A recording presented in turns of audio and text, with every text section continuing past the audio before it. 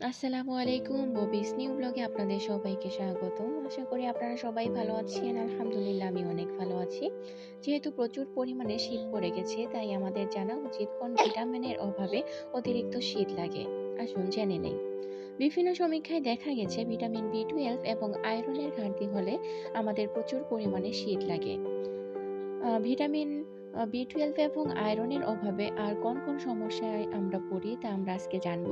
Period বা প্রেগন্যান্সির সময় অনেকেই রক্ত স্বল্পতার কারণে দুর্বল হয়ে পড়েন, যা ডেকে আনে নানা শারীরিক সমস্যা। সমীক্ষা বলছে বিশ্বের অধিকাংশ মেয়েরাই হিমোগ্লোবিনের অভাবে রক্ত স্বল্পতায় ভোগেন। খাদ্যে পর্যাপ্ত পরিমাণে আয়রন দূর করতে পারে রক্ত স্বল্পতার সমস্যা। রক্তে আয়রনের মাত্রা বাড়াতে প্রতিদিনের খাবার তালিকায় কিছু পরিবর্তন আনলেই শরীরে আয়রনের ঘাটতি মেটানো সম্ভব। আসুন জেনে নেওয়া যাক আয়রন আছে কোন খাবারে।